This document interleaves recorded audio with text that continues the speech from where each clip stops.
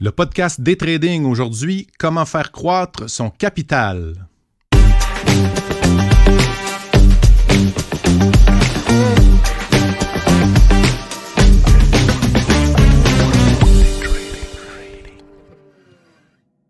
Bonjour à tous, bien heureux d'être ici encore une fois aujourd'hui. Un sujet que je considère tellement stimulant, et pas juste le sujet, le processus aussi, faire évoluer son capital, le faire grossir, et même je dirais jusqu'à dire comment le faire grossir plus vite, parce que si vous êtes comme moi, vous avez un objectif comme trader, et pour l'atteindre, bien, ça passe par un capital plus gros. Et j'ai toujours avec moi ma compagnie, le maître Fuji, François J. Dubois. Bienvenue, comment ça va? Ça va super bien. Toi, Patrick? Excellent. Oui, ça va. Quand on se parle comme ça, moi, ça va super bien. Je suis heureux. Oui. Donc, le sujet aujourd'hui, ben toi, c'est sûr que tu as déjà du vécu à faire grossir, tu as eu même du vécu à le faire baisser, puis tu as eu du vécu à le faire regrossir. Donc, tu peux avec une très grande assurance dire que tu sais comment ça marche. Oui, ça va très vite. 27 ans de carrière trading, il y a eu des hauts puis des bas, donc ça fait partie du processus. Moi, ce qu'on va faire ensemble, c'est qu'on va regarder les possibilités qui s'offrent à nous, dans le fond, pour faire grossir ce capital-là. Puis, je dois quand même dire aux gens que la première étape, là, avant même de choisir un plan d'action ou de se faire des stratégies pour faire croître ce montant-là, bien, ça prend au départ une vision. Mais ça prend plus qu'une vision. Donc, la vision, c'est d'avoir un capital. Vous l'avez peut-être déjà en tête avec un chiffre. Ce chiffre est unique à chacun.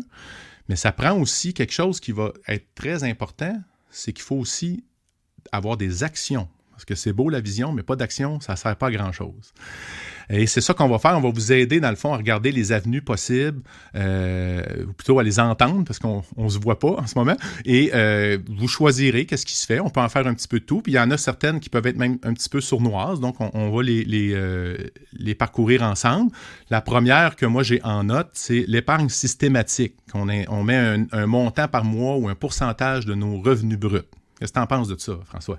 Je pense que c'est très bien. À l'image des compagnies qui investissent un montant de la paye de leur employé par mois, ils mettent un montant, ils leur donnent des actions ou une partie de leur compagnie. Mais bref, c'est une façon de mettre de l'argent de côté, c'est une façon d'investir, puis exactement, comme tu dis, que ce soit via une compagnie qui vous donne des actions, c'est pas toutes les compagnies qui sont cotées en bourse, là, mais oui, mettre un montant brut et puis à chaque semaine, investir dans différents produits. C'est une bonne façon, mais ça prend une certaine discipline.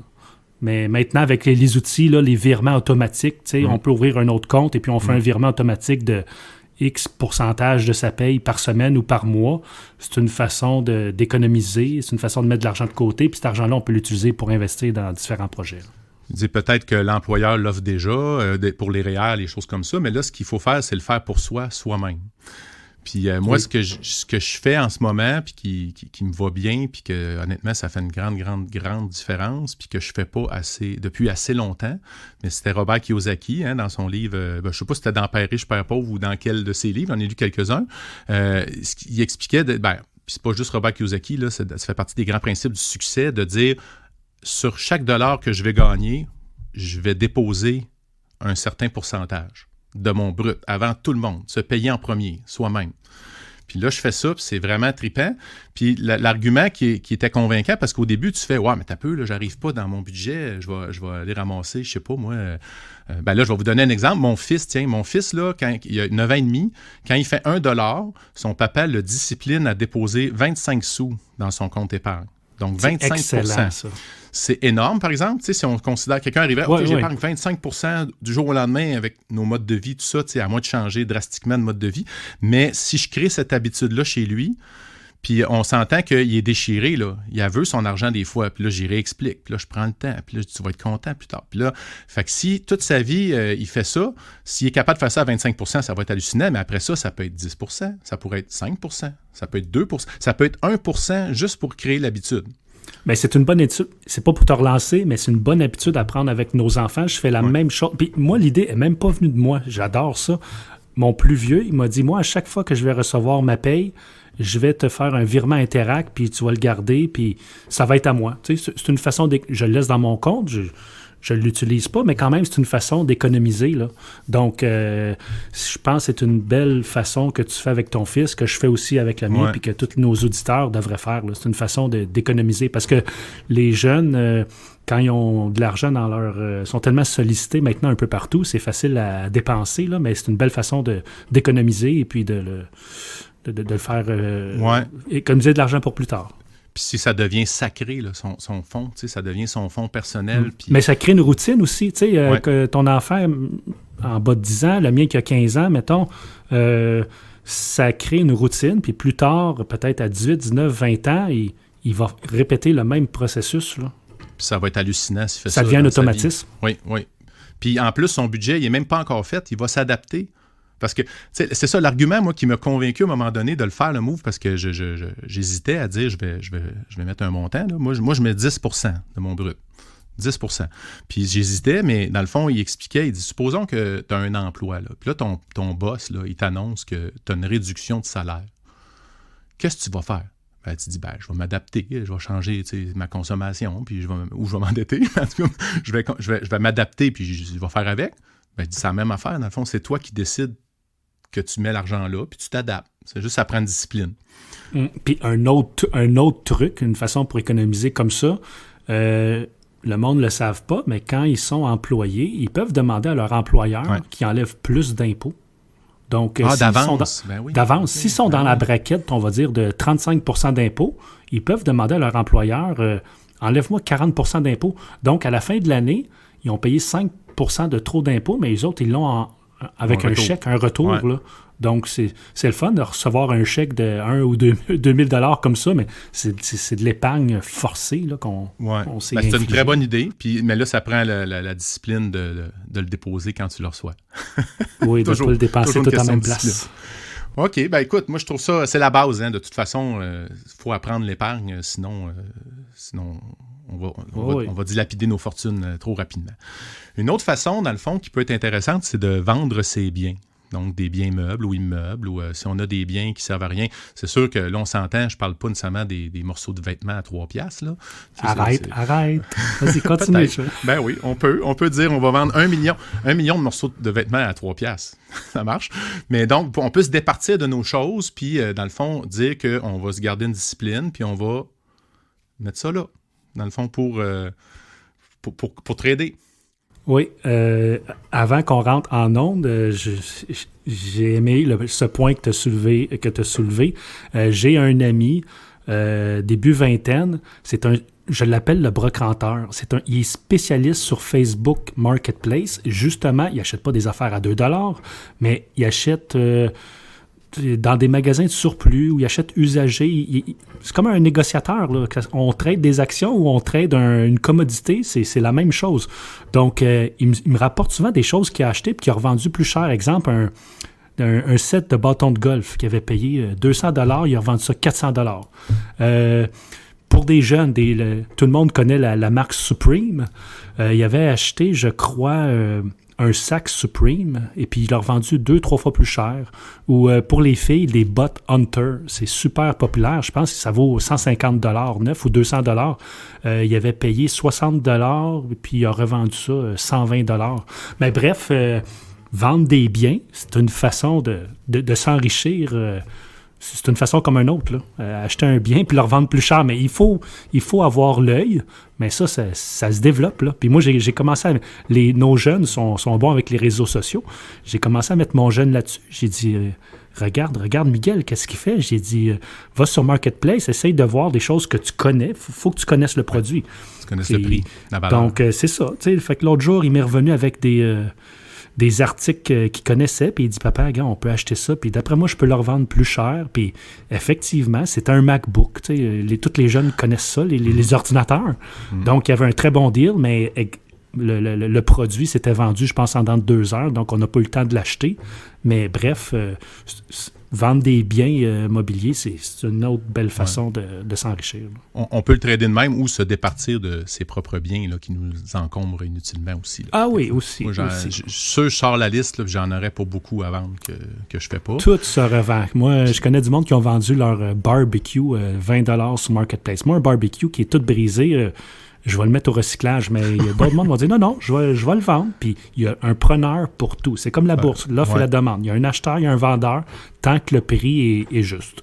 Il y a une autre chose aussi qu'on peut se départir que, dans le fond, j'ai vu un reportage dernièrement, puis il expliquait que actuellement, là, on est en avril 2021, pour ceux qui écoutent, mais il y a beaucoup de gens qui se rendent compte que la deuxième voiture dans la cour actuellement, elle ne sert à rien parce que beaucoup de gens travaillent de la maison. Et il y en a, qu'est-ce qu'ils ont fait, c'est qu'ils se sont départis de cette voiture-là. Fait que supposons que le paiement, là, je donne un chiffre, mais mettons que c'est 500$, ben là, ça te fait 6 000 par année d'économie que tu peux plus mettre. l'essence, plus assurance, ça ne paraît pas, mais c'est beaucoup dans le budget. C'est ça. Mettons que l'essence, s'il reste dans le cours en ce moment, c'est pas grave, là, mais dans le sens que c'est un montant qui peut être assez important. Puis si un jour tu en as besoin, ben, tu en récupères une autre. Tu as épargné là-dessus. Donc, une dépense inutile ou tous les abonnements mensuels, là, on se met qu'on s'abonne, là, Netflix, Disney. Un petit 5$ ici, un petit 5$ là. 15$, 20$. Puis ceux qui sont en affaires aussi, vous vous rendez compte qu'il y en a beaucoup, beaucoup, beaucoup, des 40$, 10$, 20$, 60$, 100$. Des trucs par mois, il y en a énormément. Puis des fois, je me suis rendu compte qu'il y en avait que ça faisait 6 mois que je gardais inutilement. Donc, d'apprendre à mettre ça à off, économiser, autrement dit. Oui, puis pour revenir sur ton exemple, là, moi, ça m'est arrivé pendant 2 ans à Montréal. C'est sûr, c'est plus facile quand tu restes dans les grands centres, là, mais j'avais une voiture et puis il faut faire les calculs à un moment donné. Et puis, j'ai calculé que la voiture, comment elle me revient avec l'essence, les assurances, tout ça. Et puis, je me suis dit, pendant 2 ans, je vais économiser X milliers de dollars, puis j'aurais pas de voiture, mais à Montréal, c'est facile. On se déplace en taxi. Oui, c'est fatigant de sortir un 20$ à chaque fois pour le taxi, mais au bout de la ligne, si à la fin du mois, ça t'a coûté 200$ de taxi, c'est beaucoup moins qu'un paiement de voiture. Là. Puis c'est moins que ton stationnement, en plus. Les autos de location. Mais bref, oui, c'est une façon d'économiser, de n'avoir plus dans nos poches. Se débarrasser des véhicules, comme tu dis, c'est un très bon exemple. Oui, excellent. Donc, un autre moyen qui est peut-être un petit peu plus exotique, là, qui est plus délicat, mais c'est emprunter pour mettre sur notre capital. Qu'est-ce que tu en penses de ça? Oui. Moi, je suis pas un adepte d'avoir des dettes. J'aime mieux... c'est peut-être la vieille génération, là, mais j'ai beaucoup d'amis négociateurs que eux, ils vont emprunter, malgré qu'ils ont de l'argent, là, mais ils vont emprunter sur leur maison. Ils vont prendre une hypothèque parce qu'avec cet argent-là, ils vont l'investir en bourse, puis ça va rapporter beaucoup plus que l'hypothèque, comment peut coûter. Mais ça, moi, j'ai un bémol là-dessus. Il faut vraiment savoir qu'est-ce qu'on fait. Oui, il y a beaucoup de monde, la majorité du monde pense comme ça. C'est, oui, emprunter, puis on place l'argent à un plus haut taux. Mais présentement, en général, je crois qu'on est dans une bulle de n'importe quoi, là. Ouais. Donc, quand les taux vont augmenter, si on ne sait pas qu'est-ce qu'on fait, on peut se faire ramasser. Mais oui, emprunter, si on sait qu'est-ce qu'on fait, je crois que c'est une belle méthode de faire fructifier notre argent. C'est un levier, en tout cas, c'est sûr. Oui, c'est ça. C'est un très beau levier. Mais il faut l'utiliser à la bonne façon. Avant de faire ça, moi, je pense qu'il faut quand même se prouver à soi-même qu'on est profitable. Là. Si on n'est pas profitable, on ne le sait pas, puis on y va au feeling, puis on a l'espoir. Pas le meilleur timing là, pour faire ça. C'est ça, parce que là, tu fais une référence à transiger à la bourse, mais c'est comme tu dis, avant, il y a plein d'autres trucs avant d'emprunter de l'argent. On fait de la simulation, tout ça, mais il y en a beaucoup qui vont emprunter pour acheter des blocs. Si on fait nos calculs, le bloc est bien escompté. Si le prix est juste, on sait comment les revenus peuvent rapporter.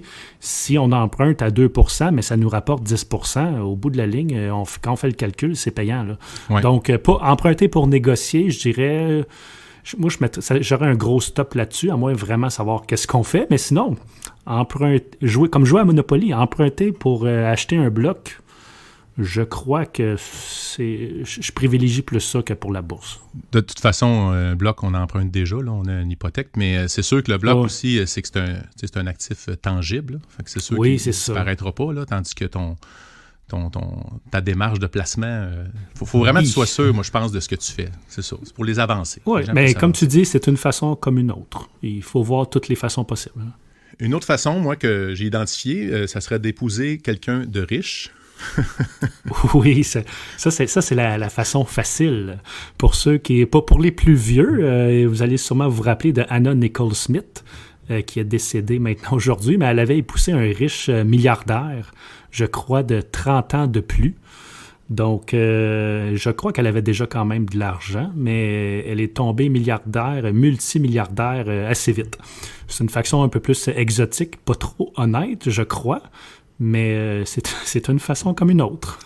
Mais c'est sûr que dans ce plan-là, tu sais, un coup que tu l'as épousé, ton très très riche ou ta très très riche, là, t'as-tu vraiment le goût de trader? Là? Je veux dire, c'est pas la même approche, hein?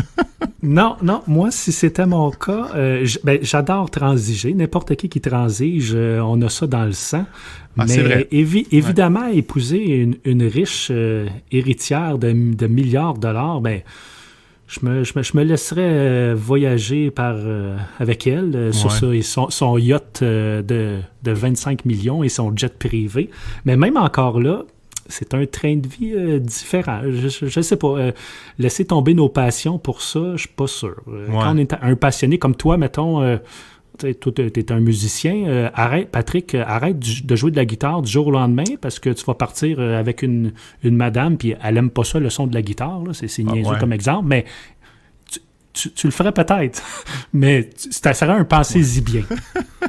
Effectivement. C'est sûr que la passion, ça, on l'écoute, mais en tout cas, c'était juste une blague, là, ce truc-là, mais il y en a qui pourraient dire... C'est une blague, mais c'est un truc comme un autre. On parle des bons trucs, on parle des mauvais trucs aussi. Là. Pas parce que moi, je le ferais pas que c'est pas un bon truc. Une autre technique, réinvestir ses profits, quand il y en a, bien sûr, et les dividendes aussi. Ça en est une autre méthode de garder les dividendes-là. Oui, mais réinvestir les dividendes, il y a plusieurs courtiers bancaires. Quand tu reçois ton dividende, exemple, on va dire 20 $, ils le réinvestissent automatique. Il n'y a rien à faire du tout. Donc, vous informez avec votre courtier, ça se fait.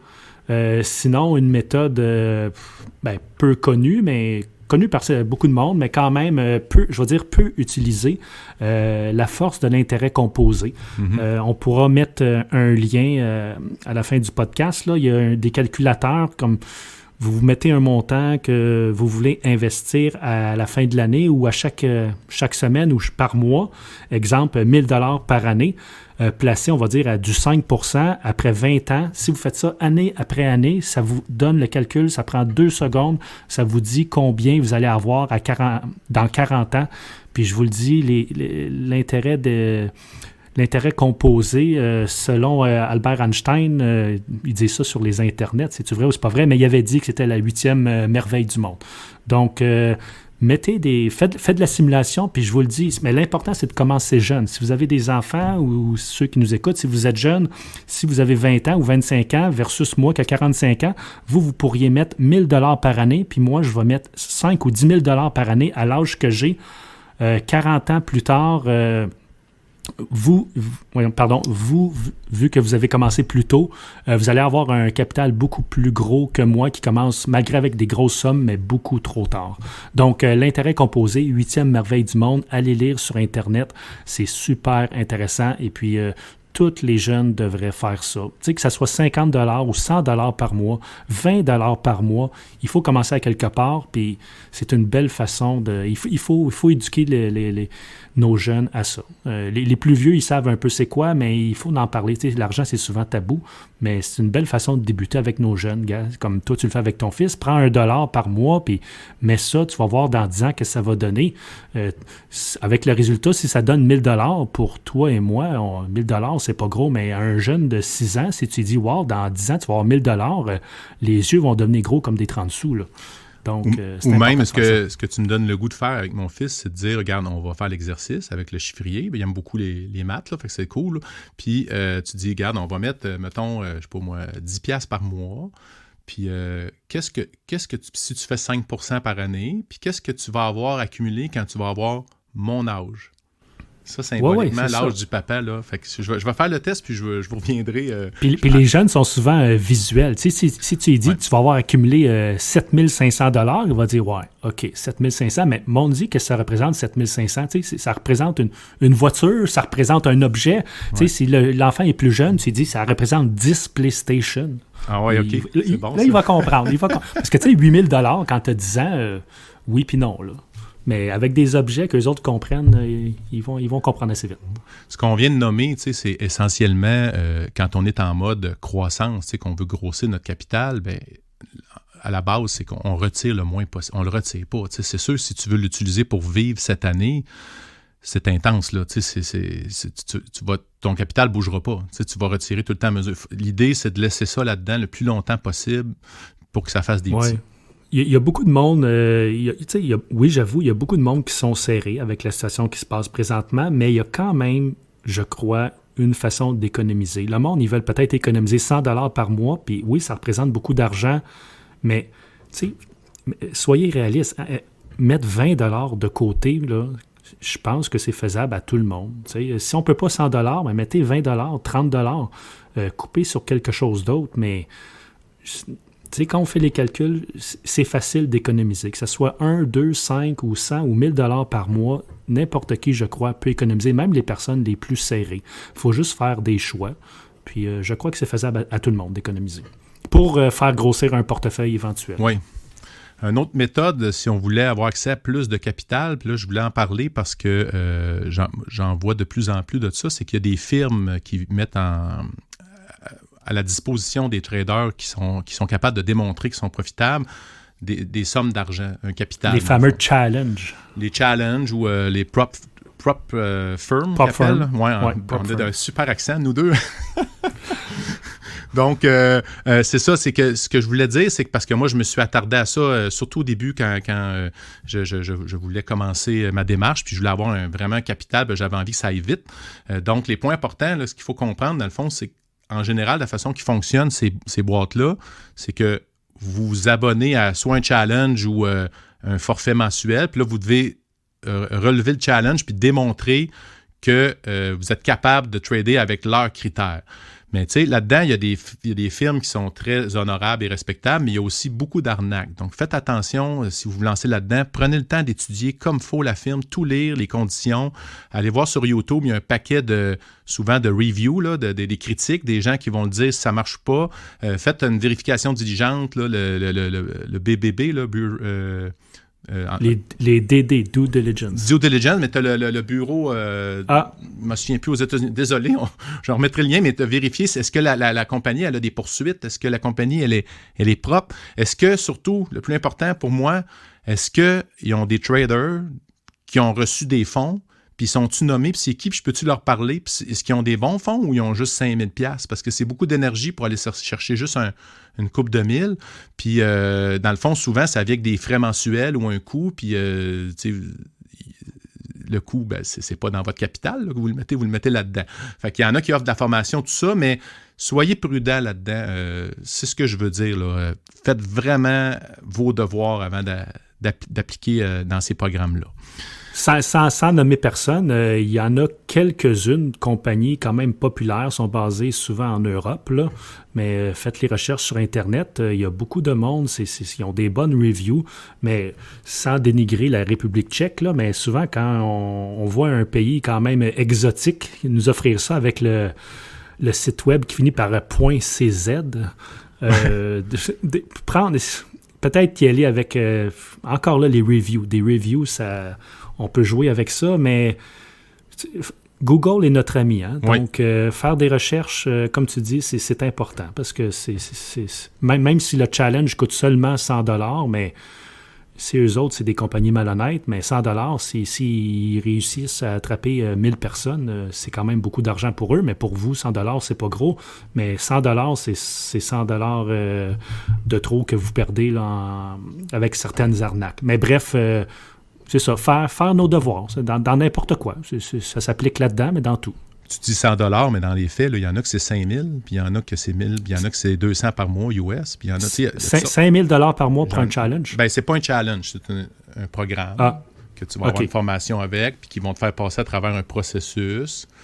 Puis rendu au bout, même quand tu arrives, tu as fait ça, ils vont te demander de mettre un autre 5 000 en garantie pour trader leur argent. Fait que, tu sais, il y a beaucoup... faut tout vérifier ça. C'est ça que je veux vous dire. Soyez prudents là-dedans.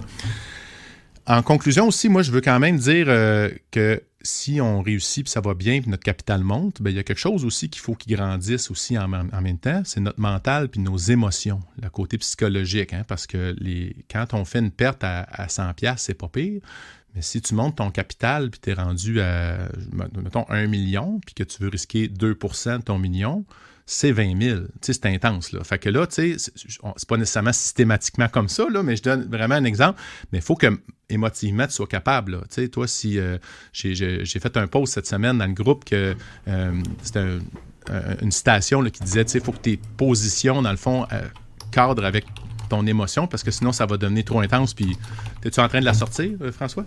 Non, c'est ça. Je suis en train de chercher. Je vais vous faire une analogie tantôt, mais je cherche le nom du personnage. OK. Fait, donc, ce que je veux dire, c'est qu'on doit faire grandir notre esprit en parallèle à notre capital pour pouvoir suivre. Puis c'est pour ça, entre autres, qu'on est là. C'est ça qu'on fait en ce moment. On est en train de vous partager du savoir.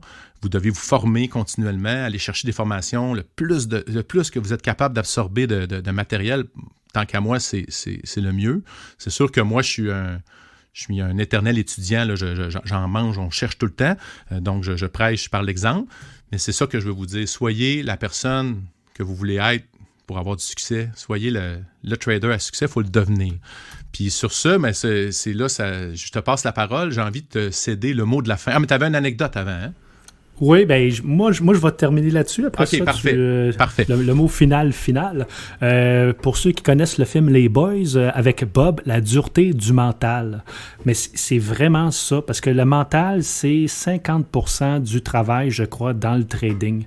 On a beau être super bon, si le mental n'est pas là, ça ne fonctionnera pas. Moi, encore là, pour faire revenir dans le temps, parler comme un petit vieux, quand j'étais sur le parquet de la bourse, quelqu'un en simulation, il était super bon, puis quand il a commencé à transiger, il a transigé un peu, mais il a grossi ses positions rapidement, puis le mental n'était pas là. Donc, il y a eu 6 mois de simulation avec un transigé un peu, puis je crois qu'il est resté sur le parquet 2 semaines. Le mental n'était pas là.